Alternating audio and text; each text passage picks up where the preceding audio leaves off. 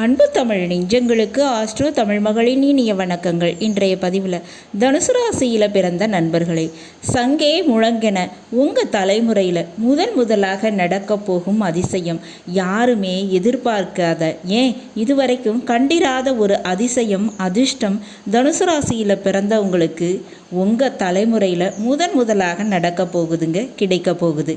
காரணம், சர்ப்ப கிரகம் என்று சொல்லப்படுகிற இந்த ராகு தனது தனித்துவமான ஆட்டத்தினை ஆடப்போகிறார்.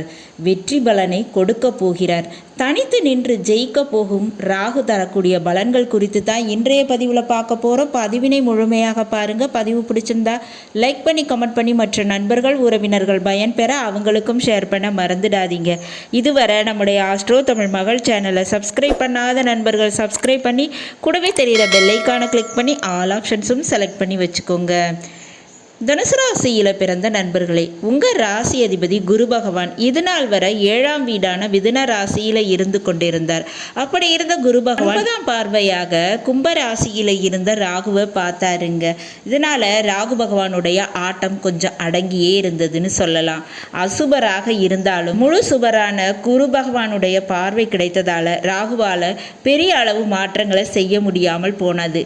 அதாவது தனுசு ராசியில் பிறந்தவங்க எப்போவுமே நேர் வழியில், நியாயத்தால், நல்ல உழைப்பால், நல்ல வழியில் பணம் கிடைச்சா போதும், வெற்றி கிடைச்சா போதும், உறவு கிடைச்சா போதும் அப்படின்னு நினைக்கிறவங்க, இப்படி நேர்மையையும் தான தர்மத்திற்கும் சத்தியத்திற்கும் கட்டுப்பட்டவங்களாக இருப்பாங்க. 3ஆம் வீட்டில் கும்பராசியில் இருந்த ராகு பகவான் இடமாற்றம் மற்றும் சிற்றின்ப சுகம், காரிய வெற்றிகளை கொடுக்கலாம் அப்படின்னு நினைக்கும் போது குரு பார்வை அதற்கு கொஞ்சம் தடையாக இருந்ததுன்னு தாங்க சொல்லணும். ஏன்னா ஒரு விஷயத்தை புரிஞ்சுக்கோங்க, வியாபாரம் தொழில் விஷயத்தில் இரக்கம் கருணை இருக்கக்கூடாது. வியாபாரம்னு வந்துட்டா அதில் நட்பு அன்பு பாராட்டக்கூடாதுங்க. ஏன்னா அதனால் லாபம் பார்க்க முடியாது. அதுதான் நிதர்சனம்.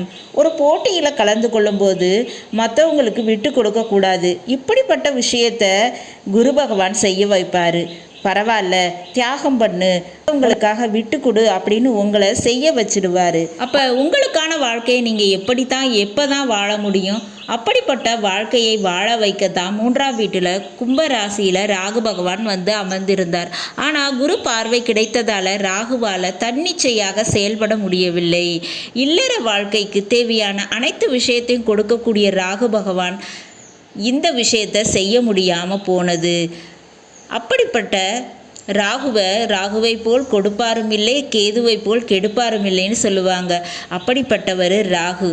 அப்போ அக்டோபர் மாதம் 18ஆம் தேதி மிதுன ராசியில் இருக்கக்கூடிய குரு பகவான் பயிற்சியாகி கடகராசிக்கு போயிடுவார்.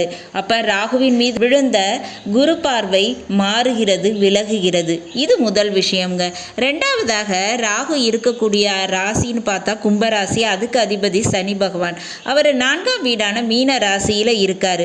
நவம்பர் மாதம் பக்ர நிவர்த்தி அடைந்து தன்னுடைய சுய வலிமைக்கு வருகிறார். அப்போ வீட்டுக்கு உரியவனும் ஸ்ட்ராங் ஆகிறாரு. ஓகேங்களா? இந்த நேரத்தில் நவம்பர் மாதம் ராகு தனது சுய நட்சத்திரமான சதய நட்சத்திரத்தில் காலடி எடுத்து வைக்கிறார். மேலும் பலம் அதிகமாக கிடைக்குதுங்க. ஆக மொத்தம் ராகு பகவான் தனித்து நின்று பல விஷயத்தில் ஜெயிக்க போகிறாரு. சுய வலிமை, சுய சாரம், சுய காரகம் பெறுகிறார்.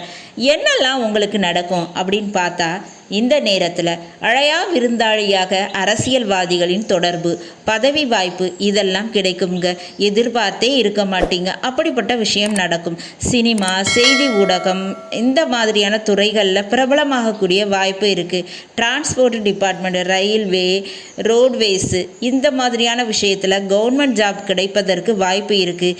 இதில் கவர்மெண்ட் கான்ட்ராக்ட் கிடச்சி வியாபாரம் சிறப்பதற்கு வாய்ப்பு இருக்குங்க. உயர் பதவிகள் கிடைக்கும். திடீரென அதிர்ஷ்டம் உங்களுக்கு கிடைக்குங்க. போட்டிகளில் ஜெயித்து உயர் பதவி பெறுவீங்க.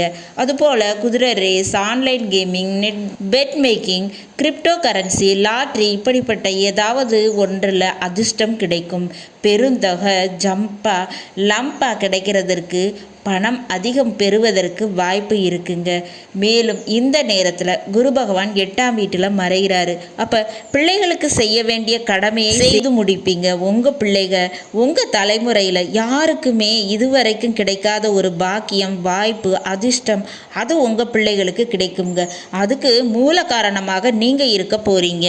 அல்லது அதுபோல் ஒரு வேலை தொழில் உங்களுக்கு கிடைக்கும். நீங்கள் வெளிநாடு போய் செட்டில் ஆவது அல்லது கவர்மெண்ட் ஜாப் கிடைக்கிறது, இந்த மாதிரியான வாய்ப்பு உங்களுக்கு கிடைக்குங்க.